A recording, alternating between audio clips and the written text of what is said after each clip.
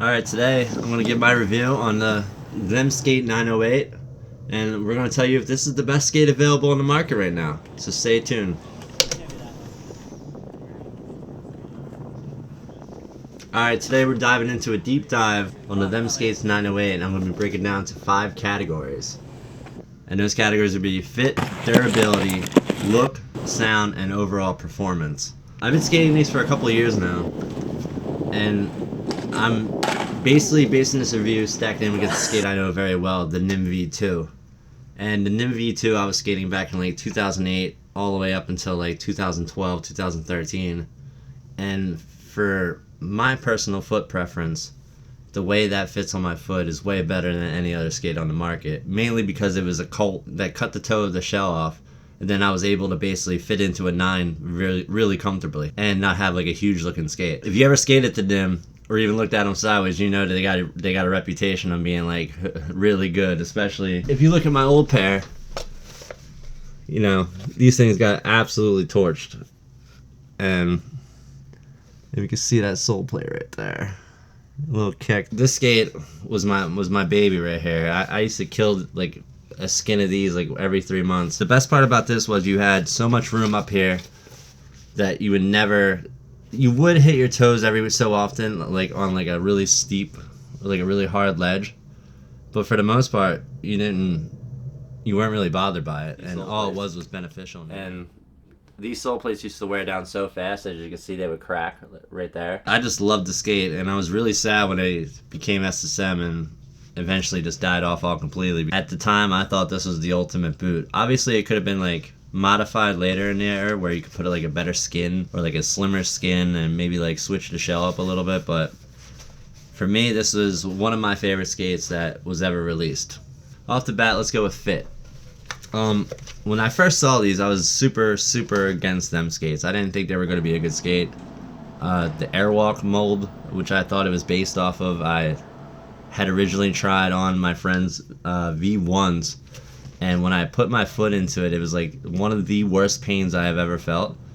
And I bent over for like my foot to do like a royale, and I was like, absolutely not. Like, so that like kind of set the precedent of like, I'm not like these are not going to be fun for me.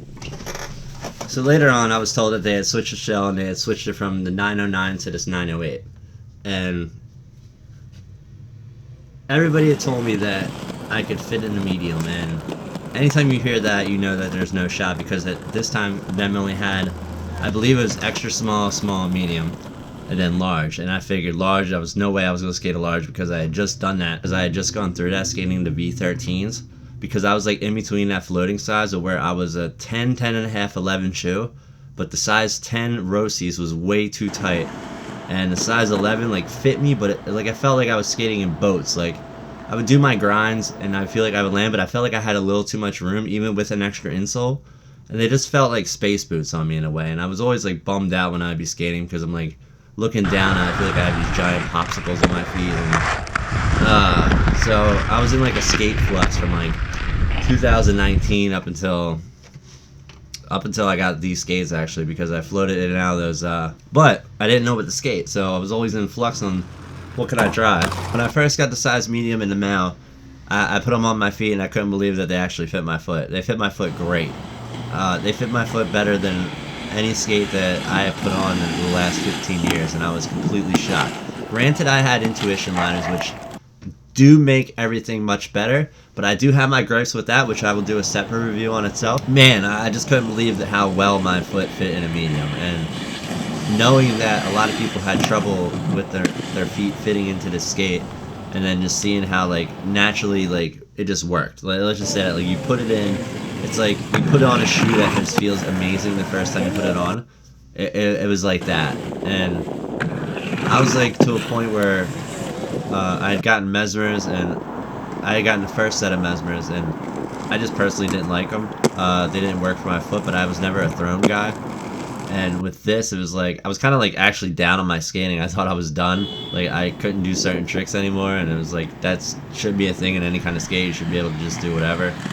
And then I got these, and it was like, you know, I was back. But if you want a good fitting skate, especially if you're a bigger foot, I would definitely look into a medium. If you're a 10, 10 and a half, 11, a medium will fit you great, especially with an intuition liner. But I know they have different sizes for the smaller babies. But this is one of the few times where it's like it works out in my favor. And for tall people in skating, generally none of this ever works out in your favor, so let's just take it as a win for my community. Durability. These things are tanks, but I do kill the sole plate pretty often. So these ones came to me already like kind of killed, but you can just see like I skated this after the fact, so you can skate them to the death. Let's say the sole plate lasts you a good, if you're skating a couple times a week, maybe 2 months. If you're skating a couple times a month, or like not too often, it could probably last you upwards of 3 or 4 months. I'm not a big component in switching my parts out because I feel like after you kind of wear down a shell and then you put a new part on a worn down, like broken in shell, it kind of never feels as it should. And that's why I kind of like circle back to why I wish the Fifth Element one piece sole, one piece frame will come back together, because you're kind of forced to completely buy a new skate in a way if that breaks. And instead of like, you wouldn't, nowadays you gotta think about it, you buy a pair of expensive sneakers, like you buy a pair of Jordans, you're not gonna wear the Jordans to death and then go get them resold because the top part's gonna look shit, or it's not gonna feel as durable as it used to. So no matter what you do, brand new sole, that thing's gonna fall apart or feel, just flimsy after a while. Durability, I would say they're about a 7 out of 10. They wear down really fast on the sole plate. My thing is the cuff bolts. So I've had dozens of instances, and this just for filming for Dino 4, where my cuff bolt, when I went up to New York, and you're driving 2.5 hours away. Granted, I should have checked it. I should have checked to see my skates. You never should operate a vehicle before checking your tires. Well, I go to Flushing Meadows, I'm trying to check, and my cuff bolt falls into the grate. And it's like, this is before there was a skate shop in New York, which I don't think there is anymore, actually. At that point, you're screwed. You lose your cuff bolt, and you gotta go online, order it from them skates, or order it from a skate shop and wait 3 days. And might as well, man.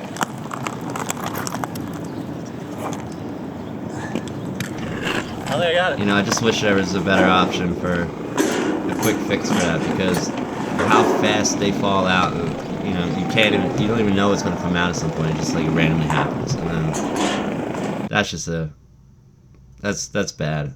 And then the buckles also break a lot, but that's any skate. You're gonna break buckles. You fall, you do tricks wrong, you run into stuff, buckles break. But the cuff bolts, that's something that needs to be fixed. Everybody says Loctite, but to be honest with you, if I'm spending $400 on a pair of skates, I shouldn't have to put extra stuff into it. It should be come as is. We've been in this industry for too long now. Come on. The look of it, I think they look pretty good. The look down factor, they look good on my feet. They look small, especially in a size medium on a 6'2" guy. I'm a 6'2", 210 pounds. So, it's important for me to not have a ski-looking skate on my foot when I'm going skating. I want to look not good, but I don't want to look like an idiot, And I already look like an idiot, so. Oh, yeah. The sound of them. So this is something that probably you never hear with a skate, but I'm very particular of that sound when you land a trick. That I want to hear with razors or some other skates, you hear that janky clack and that janky your frame's breaking kind of thing, your bolt's loose, that you didn't tie your skates all the way together. And the Nimh had it. The Nimh had that soft pillow, that bounce. When you landed the trick and you broke that ground when you did Nimhs, it was one of the best feelings in the world. Them's pretty good. Only bad thing is the freaking squeak. They sound like a mouse looking for cheese in the 18th century. You burn your ankles left and right, and ugh. And I'm skating intuitions, but I'm also skating them without the cuffs on them, so they're kind of just like booties inside of a thing. So it's even worse, because there should be a little space that should be wrapping around the cuff, and I'm kind of missing that. But basically, the sound real clean, minimal clatter. When you land, it's a deep thud, and that's the way you want to sound when you land a trick. You want to feel the thud, you want to break the ground, and you want to let the camera know got you. And then the performance of them overall, they're responsive. They're all the tricks feel really good. They flex really well, especially with the fact that you could put the cuff on 2 different heights where you could put it high and low. I'm skating low currently. I never thought I would skate a cuff low again, but I really enjoy it. Amazing out the box for rails and groove tricks. Amazing for torques. Really not a bad grind you can do in it. Really not a bad trick you can do. Set slides will kill your skates a lot faster than other tricks, but that's any skate. So the 908 is making way for the 901, which is coming out at the end of this year, I believe. And I hope that they don't discontinue this model because it fits my foot so well. And until I find another skate that can work for me, like I do want to try the Mesmers again now that they have switched to cuffs, because the Bellino ones I had hated the cuffs, but they have fixed them since. I've just not been able to afford a new pair. And luckily people have been coming to the graces of receiving people's old skates, so thank you everybody that keeps me rolling. Overall, I'm going to go out of 5 everything. We're going to go performance. I'm going to go 4 out of 5. They are high performing skates. They're as advertised. I like them a lot. They're good for grinding, good for gaps, good for set slides. They're comfortable. You can wear them all day. They don't hurt. There's no real pressure points on them. The only thing I don't like is the cuff and the buckles at times. The cuffs are really pain in the ass, especially when you have to tighten them over and over and over again. But the fact that you can have one Allen key for the entire skate and fix it on pretty much command is way too good. Sound 5 out of 5. They sound good. The other thing I don't like is the mousy sound on the cuffs, but that's mainly my fault. I can't really handle that. Look, let's go 3.5 out of 5. I don't like a lot of the colorways they release. I'm just kind of like a plain Jane kind of person, and the pro colorways are either like a weird green or pink, and I can't really skate either one of those as a 40-year-old man. And then fit, I'm gonna go 5 out of 5. One of the best fitting skates I've ever tried on, and I know a lot of people are mad about how they fit, but for me it's like I said, the Giant Gonzalez in me. Like, oh, we're happy over here. So that was my setup. With that, this is my current Danny Beers. I got another pair of Danny Beers. With the version 2 sole plates, I am skating in Nimh frames. I've been skating Nimh frames for about 3 or 4 years now. And I'm also skating Revolver wheels that I'm going to do a review on, and I kind of like. They're a good, decent price. And then Kryptonics in the middle. But these Intuition liners, Intuition Premiums, I wish I could get the new pair, but you know, I'm stuck with these right now, these military grade tongues that they have. We're going to give it a 3.5 out of 5. We're going to see some improvements with the new one. It's a lighter model. But if you want a really solid skate, it's just also with the price point, like it's a lot of money to ask for someone to pay for a piece of plastic right off the bat, but that's where this price point one will help out and be able to get more people on the skate that just want to try them. And responsive, fits like a glove, and responsive fits like a glove, and honestly the only other option besides the Mesmer out there. So them 908, if you like it, pick it up.